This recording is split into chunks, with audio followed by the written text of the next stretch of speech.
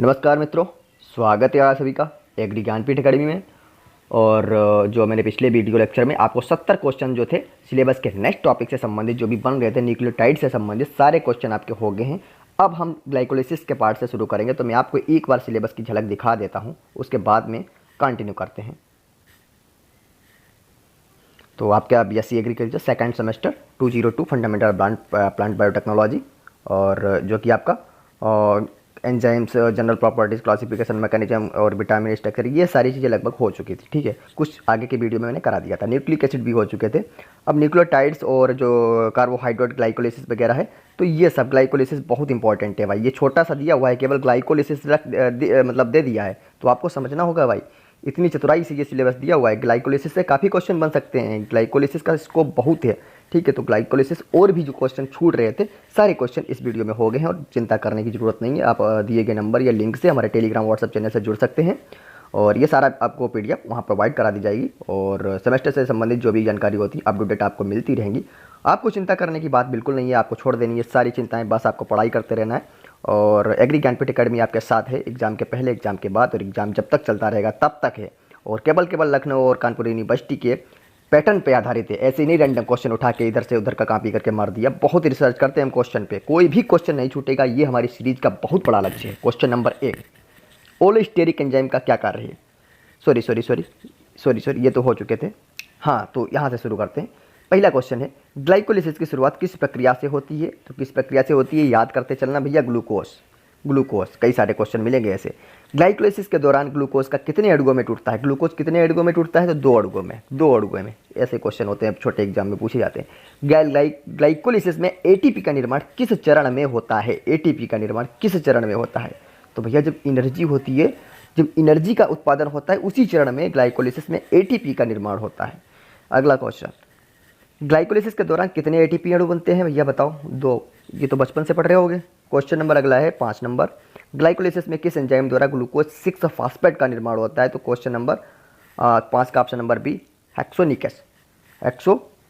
हेक्सोकिनेज।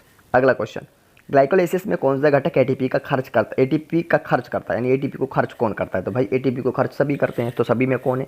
हेक्साकिनेज भी करता है, फ्रक्टोकिनेज भी करता है, पिरुवेट किनेज भी करता है, तीनों करते हैं। ठीक है, अगला क्वेश्चन क्या है 7 नंबर, ग्लाइकोलिसिस में कितने NADH अणु उत्पन्न होते हैं? तो दो ऑप्शन नंबर बी में दिया है 2। क्वेश्चन नंबर अगला जो कि 8 नंबर है, ग्लाइकोलिसिस के दौरान कौन सा महत्वपूर्ण उत्पाद बनता है? तो कौन सा बनता है? तो पिरुवेट ए नंबर। अगला, ग्लाइकोलिसिस में ATP का निर्माण किस प्रक्रिया द्वारा होता है? तो ऑप्शन नंबर बी के साथ जाएगा। बी क्या है? तो बी है सबस्ट्रेट लेवल फॉस्फोराइलेशन। अगला क्वेश्चन, ग्लाइकोलिसिस के अंतिम उत्पाद के रूप में कौन सा यौगिक मिलता है? अंतिम उत्पाद के रूप में पिरुवेट मिलता है। काफ़ी बार आएगा ऐसे क्वेश्चन। ठीक है, पिरुवेट। आपके माइंड में ये सारी चीज़ें भर रही हैं। ठीक है, यही ऑप्शन में बार बार आपको एग्जाम हॉल में ध्यान आएंगी, और कुछ नहीं ध्यान आएगा। आपने कितनी भी बड़ी बड़ी थ्योरी पढ़ ली हो, ठीक है, MCQs में आपको बस केवल आपको रिसर्च पे फोकस करना होता है भाई। लिखने वाला होता तो लिख दो भैया, रामायण, सीतापति, कथावती। अगला क्वेश्चन क्या है 11, ग्लाइकोलिसिस में कितने NADH अणु उत्पन्न होते हैं? तो दो होते हैं भाई, 2 होते हैं। अगला क्वेश्चन, ग्लाइकोलिसिस की शुरुआत किस कंपाउंडर से होती है? तो किस कंपाउंडर से होती है? ग्लूकोज से होती है। ग्लूकोज से होती है भाई साहब, ग्लूकोज से। क्वेश्चन नंबर 13, ग्लाइकोलिसिस में कौन सा एंजाइम पिरुवेट के निर्माण के लिए जिम्मेदार है? तो ऑप्शन नंबर ए हो जाएगा, पिरुवेट किनास। अगला है, ग्लाइकोलिसिस का प्रमुख उद्देश्य क्या है? तो डी नंबर क्या है आपका? डी नंबर है सभी, यानी पिरुवेट का उत्पादन, ATP का उत्पादन, NADH का उत्पादन। भाई क्वेश्चन नहीं से भी निकाल पाते हैं, बहुत दूर से क्वेश्चन लाते हैं, बहुत तगड़ा लगता है मेहनत निकालने में। ठीक है, 15 क्वेश्चन, ग्लाइकोलिसिस में ATP का क्या कार्य होता है? ATP का कार्य क्या होता है? तो ATP का कार्य होता है जो ऑप्शन नंबर बी के साथ जाएगा, जो कहता है ऊर्जा प्रदान करना। क्वेश्चन नंबर 15 के बाद 16, ग्लाइकोलिसिस में कितने ATP अणु खर्च होते हैं? तो कितने ATP अणु खर्च होते हैं? तो भैया 2 ATP अणु खर्च होते हैं। दो दिमाग में बसा लो भैया।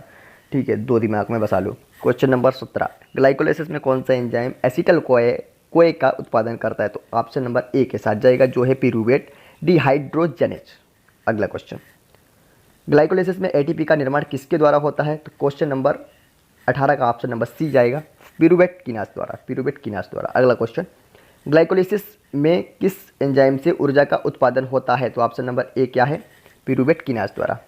अगला क्वेश्चन 20, ग्लाइकोलाइसिस के दौरान कितनी कार्बन अणु ग्लूकोज में टूटकर पिरूवेट बनाते हैं? तो 2। ग्लाइकोलाइसिस में पिरूवेट का रूपांतरण किस ओर होता है? तो option number A lactate, option number A lactate. अगला क्वेश्चन, ग्लाइकोलाइसिस के दौरान एक शर्करा अणु से कितने एटीपी अणु उत्पन्न होते हैं? तो 2। 2 की भरमार चल रही है भाई साहब, जब कुछ ना दिखे तब 2 ही तुम्हारा साथी रहेगा। ग्लाइकोलाइसिस में जो सबसे पहले होने वाली क्रिया है वह क्रिया कौन सी है? तो सबसे पहले क्या होता है भैया?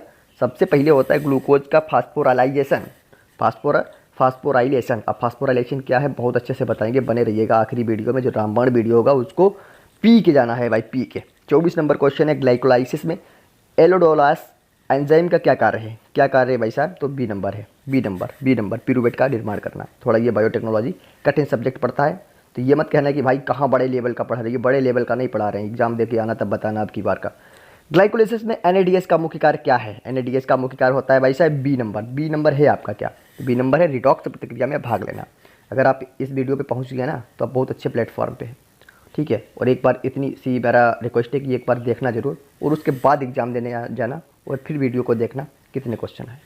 आप ऐसा क्वेश्चन बताना कि जो हमारी सीरीज से बाहर का हो, ठीक है। क्वेश्चन नंबर, हाँ लेकिन ये ना कहना कि था उसमें आया था आपने है बता दिया, इसे नहीं आता है भाई, ठीक है।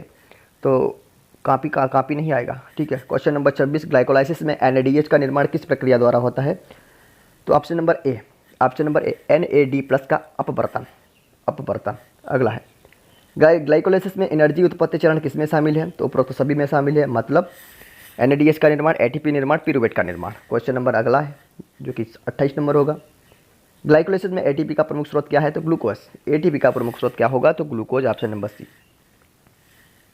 ग्लाइकोलाइसिस में फ्रक्टोकिनेज का कार्य क्या है? तो इसका कार्य क्या होता है? ऑप्शन नंबर बी है, थोड़ा बड़ा आंसर है। फ्रक्टोज 6 फॉस्फेट को फ्रक्टोज 1 6 बिस्फोट में परिवर्तित करना, ठीक है। हालांकि इस क्वेश्चन से 4 क्वेश्चन बन सकते हैं, डायरेक्ट ऐसा क्वेश्चन नहीं पूछेगा, ठीक है। और इससे 4-5 क्वेश्चन बनने की उम्मीद है, तो ये क्वेश्चन अभी आप नहीं भी कर सकते, ऐसे क्वेश्चन को मैं अंत में करा दूंगा, ठीक है। तो ये क्वेश्चन ऐसा नहीं है कि इंपॉर्टेंट नहीं है भाई साहब, आने को आ सकता है, ठीक है, लेकिन ऐसे क्वेश्चन जब आपके गलत हो जाएंगे तो पूरे सबके गलत होंगे, ठीक है। ऐसा तो है नहीं कि आप ही ब्रह्म हो, ठीक है। अगला क्वेश्चन क्या है, ग्लाइकोलाइसिस के दौरान कितनी एटीपी अणुओं का उपभोग होता है? कितनी? तो 2, फिर से 2। 31 क्वेश्चन क्या है भैया? 31, ग्लाइकोलाइसिस के अंतिम उत्पाद में कौन सा यौगिक मुख्य रूप से प्राप्त होता है? तो पिरूवेट, ये भी हो चुका है। ग्लाइकोलाइसिस के दौरान कौन सा एंजाइम, ये क्वेश्चन छोड़ दीजिएगा, बाद में इसको मैं बता दूंगा। ग्लाइकोलाइसिस के दौरान एनएडीएच का निर्माण किससे होता है? तो किससे होता है भाई? डी, ग्लिसरॉल्डिहाइड 3 फॉस्फेट, ठीक है। अगला क्वेश्चन, ग्लाइकोलाइसिस में NAD+ की भूमिका क्या है? तो सी नंबर है। सी नंबर क्या है भाई?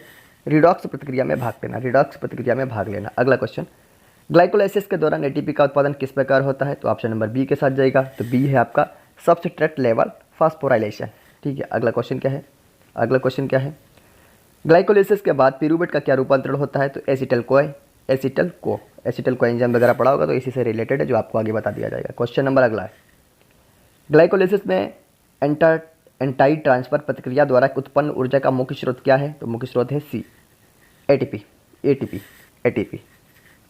अगला क्वेश्चन जो आपका 38 क्वेश्चन, ग्लाइकोलाइसिस के दौरान हेक्सोकिनेज एंजाइम का कार्य क्या है? तो एंजाइम का कार्य क्या है? तो ऑप्शन नंबर ए है। ए क्या है? ग्लूकोज को ग्लूकोज 6 फास्फेट में परिवर्तित करना। अगला क्वेश्चन, ग्लाइकोलाइसिस के दौरान फास्फोफ्रक्टोकिनेज का कार्य क्या कार्य है? तो ऑप्शन नंबर बी है। ये क्वेश्चन हो चुका है, वही वाला क्वेश्चन रिपीट कर गया है।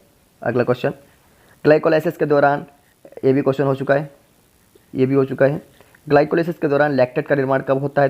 तो लेक्टेट का निर्माण कब होता है? तो कब होता है? ऑप्शन नंबर ए, जब ऑक्सीजन की कमी होती है तब किसका निर्माण होता है? तो ध्यान रखना, लेक्टेट का निर्माण होता है, लेक्टेट, ठीक है। अगला क्वेश्चन, ग्लाइकोलाइसिस के कौन से एंजाइम पिरूवेट के रूपांतरण के लिए जिम्मेदार हैं? तो पिरूवेट कीनास, ये भी हो चुका है। अगला क्वेश्चन देखो, जो कठिन क्वेश्चन थोड़े लग रहे हैं आपको, मेरी गलती नहीं है भाई साहब, ये आपके सिलेबस की गलती है। सिलेबस में काफ़ी टर्म कठिन वाली दिए हुए हैं और मुझे सिलेबस के अनुसार पढ़ाना है और सिलेबस के अनुसार ही पूछा जाता है, ठीक है। और पिछला पेपर आप लोग देख लीजिएगा, ऐसा तो है नहीं उसमें ये पूछा था भैया बताओ बायोटेक्नोलॉजी ग्रीक शब्द से बना है, बायोटेक्नोलॉजी में कितने शब्द हैं, बायो 3 शब्द, ऐसा नहीं पूछता है, ठीक है। तो थोड़ा एग्जाम का भी लेवल होता है अपना। 43 नंबर क्वेश्चन क्या है, ग्लाइकोलाइसिस में एनएडीएच का निर्माण कहाँ होता है? कहाँ होता है बताओ भाई, कहाँ होगा एनएडीएच का निर्माण? तो एनएडीएच का निर्माण ऑप्शन नंबर डी, डी हो जाएगा, यानी ग्लिसरॉल्डिहाइड 3 फास्फेट में। ये भी क्वेश्चन रिपीट हो गया है। अगला क्वेश्चन, ग्लाइकोलाइसिस में कितने एटीपी का उत्पादन होता है? 2। ग्लाइकोलाइसिस में किस एंजाइम से एटीपी का उपभोग होता है? तो हेक्सोकिनेज। अगला क्वेश्चन है, ग्लाइकोलाइसिस की प्रक्रिया में ग्लूकोज को किस पदार्थ में परिवर्तित किया जाता है? तो ग्लूकोज 6 फॉस्फेट। ये भी हो चुका है। ग्लाइकोलाइसिस के दौरान ऊर्जा का प्रमुख उत्पाद क्या होता है? एटीपी। ये भी हो चुका है। और ये आपके सारे क्वेश्चन हो गए, यानी बायोटेक्नोलॉजी आपका bye bye, take care, bye bye हो गया भाई। बायोटेक्नोलॉजी आपका बाय बाय हो गया है। तो बायोटेक्नोलॉजी आपका खत्म हो गया है। एक ऐसा वीडियो आएगा जिस वीडियो में जो आपकी जो कठिन शब्द आ रहे थे बीच बीच में, इन कठिन शब्दों को ऐसा बताया जाएगा ना, आपको आधी रात में कोई सोते हुए पूछ लेगा, भैया बताओ कि ये क्या होता है, बताओ ग्लूकोज 6 फास्फेट होता क्या है, बताओ पिरुवेट है तो होता क्या है, बताओ न्यूक्लियोटाइड क्या होता है, तो आप बता दोगे। ठीक है, एग्जाम में बहुत अच्छे से खेल के आओगे, मेरा ये वादा है आपसे। और उस वीडियो को देखने के बाद में आपकी सारी चिंताएं दूर हो जाएंगी। और जिन हमारे भाइयों बहनों माताओं बहनों के बैक लग रही है, बैक की बहुत ज़्यादा टेंशन है, उनके लिए भी एक रामबाण वीडियो अलग से आएगा। और जो पढ़ने वाले भाई साहब हैं वो भी वीडियो देख सकते हैं। और अगर जिस व्यक्ति ने अच्छे से पढ़ाई की है उसको वो वीडियो देखने की ज़्यादा ज़रूरत नहीं है, क्योंकि उसके सारे क्वेश्चन हो जाएंगे लगभग, उसे सारे वो क्वेश्चन आते होंगे। तो जो बैक वाले भाई साहब हैं उनको एक बैक नाम से टाइटल डाल दिया जाएगा, वो क्वेश्चन देख लें और उसके बाद में कोई भी वीडियो, मतलब जो भी वीडियो है सारे वीडियो देख लें, फिर उसके बाद में वो वीडियो देखें, ताकि और अच्छा देखने में लगेगा। सोने पे सुहागा तब होगा जब सारे वीडियो देख के जाओगे और एग्जाम में कोई भी क्वेश्चन छोड़ के नहीं आओगे। और हम भी अब चलते हैं, फिर नए सब्जेक्ट के साथ आपके सेकंड सेमेस्टर के आते हैं। तब तक के लिए नमस्कार, टेक केयर, बाय बाय।